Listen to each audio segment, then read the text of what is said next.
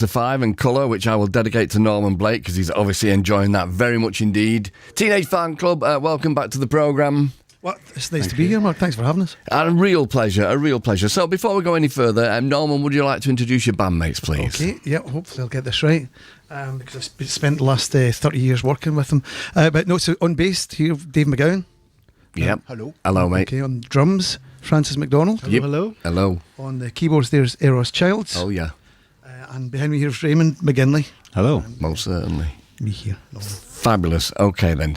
And so, we were also supposed to be in the company of a certain Sweet Baboo tonight, weren't we? Yeah, Steve was going to be playing with us tonight, but unfortunately he couldn't be here. So, He'll be joining you for the tour. He's on the tour with us, yeah. So he's going to be opening the, playing before us and then playing with us. So that's going to be great. Yeah, for sure. And obviously, if you see anything written about the Teenage Fanclub, whether it be Wikipedia, which can often be fraught with danger, or like reviews or anything, it always says harmonious Scottish group, right? Oh, it does, yeah. Now you've upset the apple cart with introducing Eros into the frame, of course, some Welsh blood. Two Welshmen in the band now, yeah. And then Sweet Baboo as well. Yeah, so they're going to have to rewrite the history books, aren't they? I guess so, yeah. But yeah. Well, I don't know. But no, Eros and the rest of us go back years and years because Gorky's Eros' old band. We played together, toured together, and then I actually stood in a guitar for a tour, didn't I? You did indeed, yeah. That too, and then not forgetting Johnny and Johnny, the band that myself and Eros had. So yeah, and we've known Steve for a long time as well. So it feels like one big happy family. Yeah, definitely. Yeah. Okay, so your new album, Nothing Lasts Forever. Yeah. Okay, is that kind of is it an optimistic refrain or is it pessimistic? Because it could be either. Yeah, I think it's optimistic. I think it's partly ironic as well, and the fact that we're still around after all this time. We're still plugging away, doing our thing, and feeling really good about it too. So it's I think this is an album number 11. So and a couple of compilations as well. So yeah, sure, it's all good.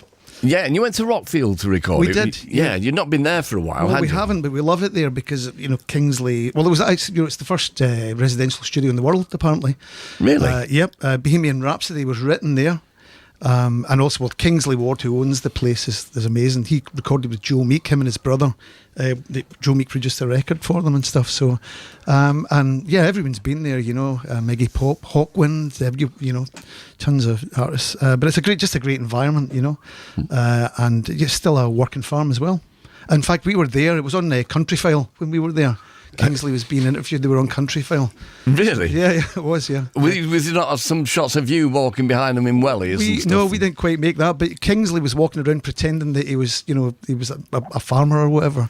But yeah, it was. Anyway, it was amazing. It was good to. I was watching Country File with my folks because they like that, and I said that's a studio. We've been there. We've made a couple of albums. Yeah. Was that so? I mean, I can imagine. Like, you know what parents are like, don't you? I mean, it's like they'd be more impressed with that than getting on top of the pops or later on. Absolutely. Yeah, they loved that. So we're great. We were there maybe, I don't know, quite a while ago, but we finished all at Raymond's place. Did all the vocals and stuff there, and so I think we're trying to be sort of more productive than we have been, because what happens is if you're around for a long time, you end up sort of like having 5-year gaps between albums, which is kind of daft, because you spend a lot of time just sitting around at home not doing anything. So we're kind of thinking, well, let's. Well, if you look at somebody like Ty Segall, he says that he's not going to release a record for 2 years, and then all he does is release a record under a different name, 4 months later. So there's always that option for you. But there is that, I suppose. Yeah. But so the album, Raymond, you actually described it as melancholic. Yeah. Well, I'm going back to what you're saying about the album title being, is it pessimistic or optimistic? I think the idea Nothing Lasts Forever is kind of accepting of there's a melancholy, that kind of mood that probably we kind of like getting into when you're writing songs or whatever, but it's also accepting the finite nature of existence, but saying that's fine as well, but enjoy, like try and make an album sooner than every 5 years, because you're only going to have so many opportunities. Yeah, there was a very poignant statement, it might have been and I'm not 100% sure, about you just finding yourself going to get the black suit out the closet on more occasions as you get older, which is a strange thing, isn't it? Because I remember watching my dad and his circle of friends, and they all just kind of dropped away one by one. Yeah. And then, of course, as you get older, starts to happen. Yeah. I'm older than you, but I mean, as you get older, that kind of enters your own world, doesn't it? It does, yeah, it does. And I guess you're just part of just an acceptance of that. You become accustomed to that happening more often. Yeah, sure. Okay. And so, I mean, you weren't 100% sure of what you were going to do when you went into the studio, were you? We never are. We tend to go in and just kind of do it there. We don't have any sort of pre-production with it. We don't really rehearse before we go in. We just get in, and either Raymond or myself will just say, okay, here's the tune, and then we just work it out together, and then like 4 hours later something is recorded, and then we move on to the next one. Right, okay. So what are the chances of you tipping up and then you're all looking at each other and thinking, right, let's make a really angry, noisy album? Oh, it's possible. It could happen. You need some proper tension going in the studio. I can do that for you if you want. Just wrestling or something like that. I don't know.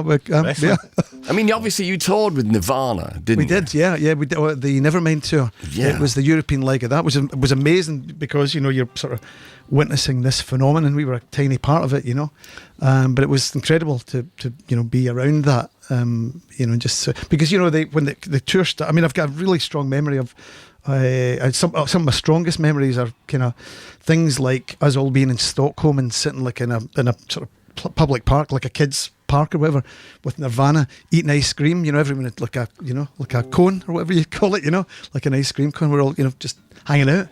Those are the kind of things that stick in my mind, but I think they were kind of overwhelmed by the madness of what was happening around them. I was going to say, I mean, the word maelstrom does spring to mind, because obviously you being alongside them at that point in time, was it either kind of gripping or was it a little bit terrifying for you? Because it must have been terrifying, as you say, for them. Yeah, I mean, it wasn't for us. We were just on the periphery of the whole thing, we'd do our set and we'd be off stage and sort of milling about. But yeah, for them, I think it was quite overwhelming.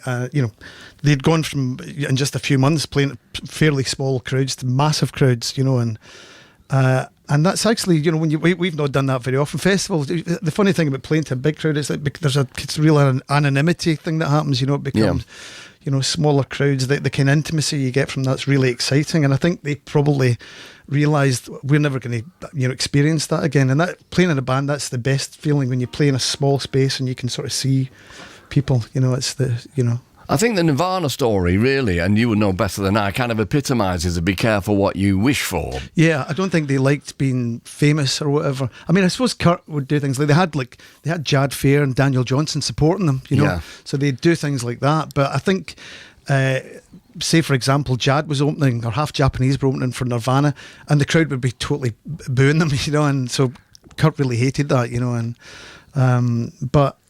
so I don't think they were entirely comfortable with the level of fame, but they were great. I mean, they were amazing live. For a three-piece band doing those really big shows, they performed really well. It wasn't like they couldn't, carry that into that kind of environment or whatever. But those shows were great. They were amazing. They were really powerful. Yeah. Just thinking about it, I'm talking about Nirvana, it's more about the fannies. But of course, the strange thing is that he was besotted with Scottish music, wasn't he? Eugene Kelly in particular, yeah. There was the Vaseline, but also you guys and the BMX. Didn't he say that if he could be in any band in the world, it'd be BMX Bandits? Yeah, that's apparently a quote, but I think Eugene was the guy that he really loved, and in fact, the Vaselines, they asked the Vaselines to reform.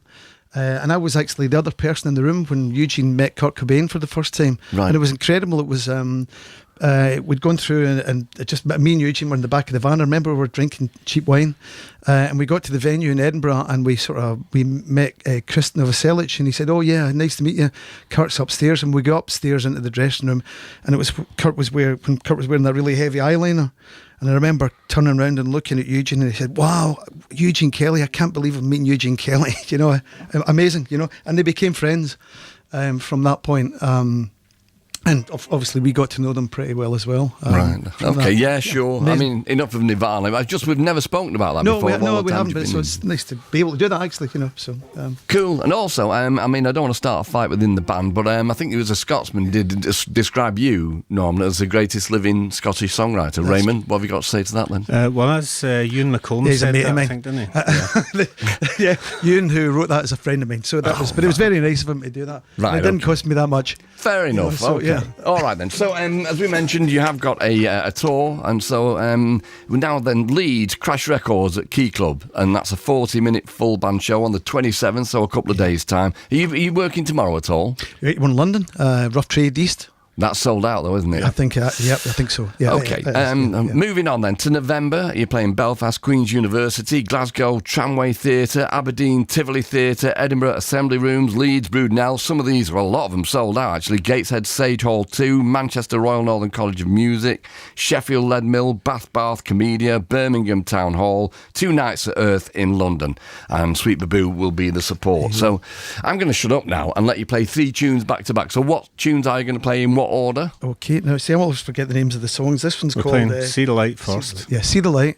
Then after that, we're going to be playing Back to the Light. Back to the Light. And then it's like a ventriloquist act. This you got Raymond behind Norman. I've been working it for years. What's the last one again? Oh God, what's that? Tired of Being Alone is the last one. I don't know why I made you suffer that, because I've got them written all in front of me anyway. I enjoyed that. Really, working that. But thanks for having us. An absolute pleasure, always. Teenage Fanclub live in session. Okay, well, I better turn this